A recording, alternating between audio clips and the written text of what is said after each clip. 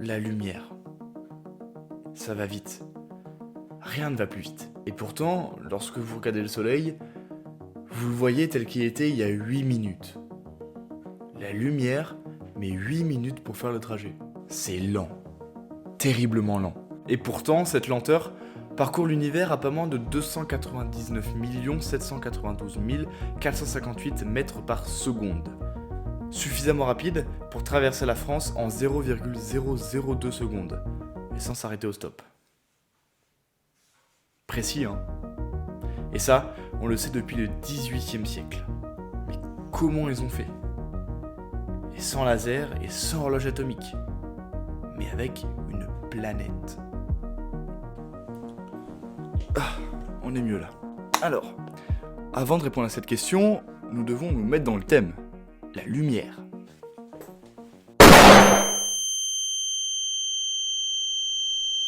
Bah non, c'est chiant.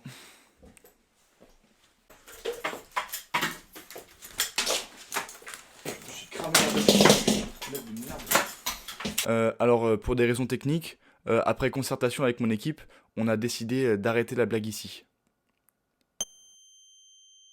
Pendant des millénaires, la vraie question n'était pas de savoir à quelle vitesse allait la lumière, mais si elle mettait simplement du temps à se déplacer. C'était une question fondamentale. Si la lumière est instantanée, alors chercher sa vitesse n'a aucun sens. C'est comme chercher la durée d'un trajet qui n'existe pas. Dans l'Antiquité, Aristote soutient que la lumière est instantanée, et avec le recul, ce n'est pas une intuition stupide. À notre échelle, tout semble lui donner raison. Quand vous allumez une lampe, la pièce est éclairée à la seconde même. Quand vous observez une étoile, elle est visible sans aucun délai perspectible. Pour nos sens, la lumière ne voyage pas. Elle apparaît. Pendant des siècles, c'est donc la position officielle. La lumière est un phénomène immédiat. Pourtant, certains doutent. Des penseurs comme Empédocle suggèrent que le mouvement existe, même s'il nous échappe. Plus tard, Newton lui-même pressent une propagation, mais il se heurte à un mur. L'impossibilité de l'expérience. C'est trop rapide. Mais certains petits filous ont quand même essayé. Et ce quelqu'un, vous le connaissez bien, c'est Galilée. L'idée de Galilée est simple, presque trop simple. Il place deux personnes sur deux collines éloignées, chacune avec une lanterne masquée. L'un d'eux dévoile sa lanterne et en même temps déclenche une clepsydre. Lorsque l'autre homme voit la lanterne du premier, il dévoile à son tour la lanterne pour que le premier puisse la voir. Lorsque le premier a vu la lanterne du deuxième, il stoppe la clepsydre. Galilée mesure le temps entre le moment où la première lanterne est dévoilée et celui où la lumière revient en face. Si la lumière met du temps à se propager, ce temps devrait apparaître dans ce délai. Sur le papier, l'expérience est élégante. En pratique, beaucoup moins. Galilée ne mesure pas seulement la lumière, il mesure aussi le temps de réaction humain et la précision des clepsydres. Résultat, aucun retard mesurable. La conclusion de Galilée est prudente et très honnête.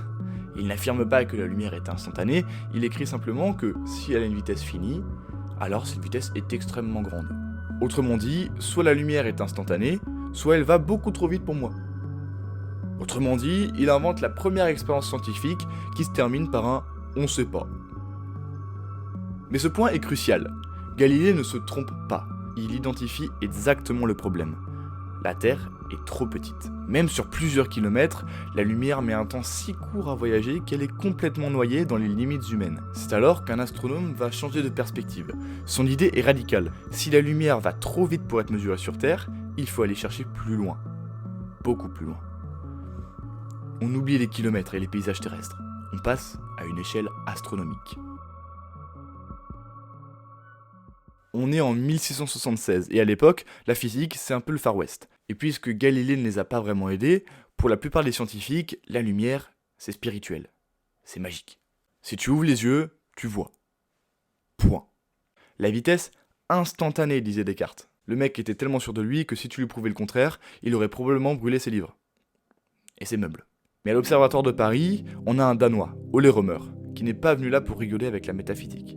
Lui, son truc, c'est Jupiter. Ole observait Io, une des lunes de Jupiter. Io est exemplaire. Elle est d'une régularité effrayante.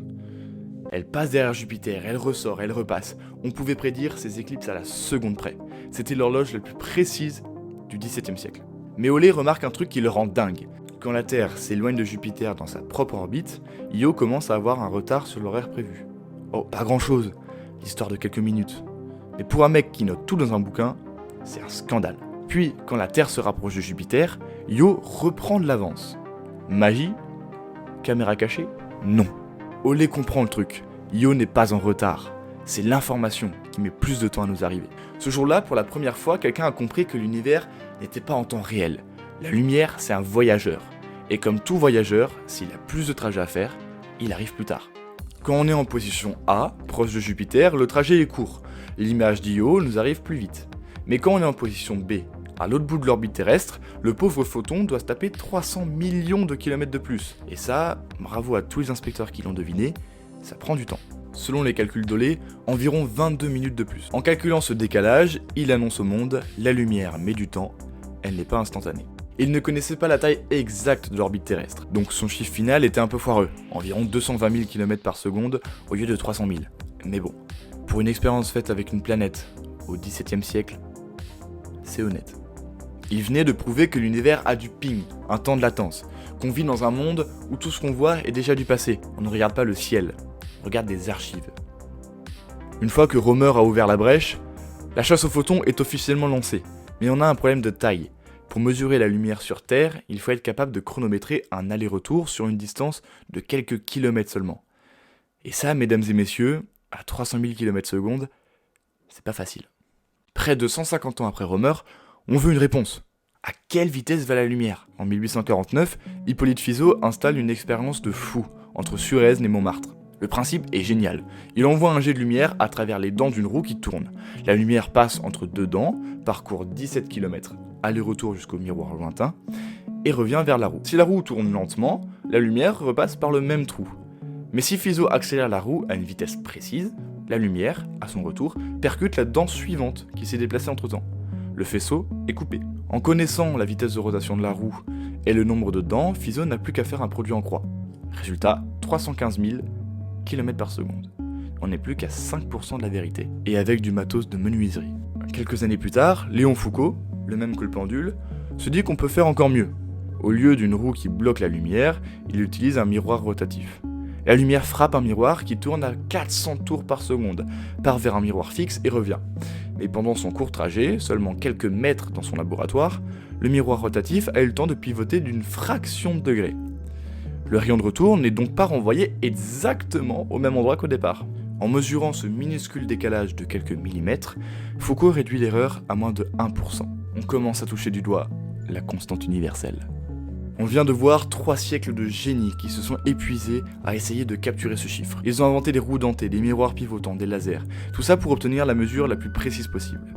Et là, vous vous attendez sûrement à ce que je vous dise qu'aujourd'hui, avec nos super ordinateurs, on mesure à 15 chiffres après la virgule. Eh ben non.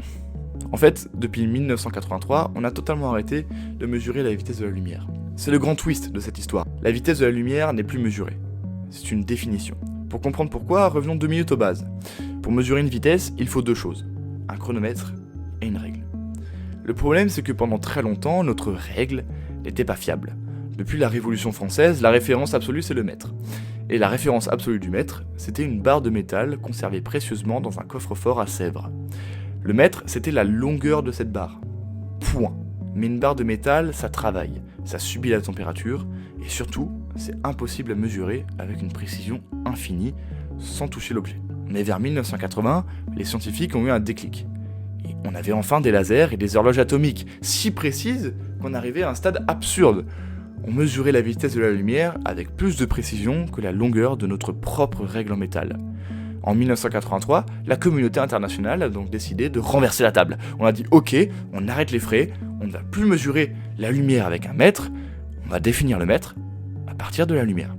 On a figé la valeur une bonne fois pour toutes. Officiellement, la lumière parcourt exactement 299 792 458 mètres en 1 seconde. Ce n'est plus une mesure que l'on teste en laboratoire, c'est une constante universelle gravée dans le marbre de la physique. Désormais, le mètre n'est plus un objet dans un coffre. Le mètre, c'est la distance parcourue par la lumière, dans le vide, dans une fraction de seconde précise. Si demain un scientifique découvre que la lumière va en fait un tout petit peu plus vite que la vitesse prévue, on ne changera pas la vitesse de la lumière, on changera la longueur du mètre. Alors voilà, on est parti de Galilée, qui agitait des lanternes dans une colline, pour finir à une définition universelle qui dicte la taille de nos règles et de nos maisons. On a fini par accepter que la lumière n'est pas instantanée, et c'est peut-être la chose la plus vertigineuse en astronomie. Parce que si la lumière met du temps à voyager, ça veut dire que regarder loin, c'est regarder dans le passé. Quand vous regardez la Lune, vous la voyez telle qu'elle était il y a 1 seconde, le Soleil, il y a 8 minutes, et certaines étoiles que vous voyez briller ce soir sont peut-être mortes depuis des millénaires. Mais leur dernier message est encore en train de rouler vers nous à 1 milliard de km/h.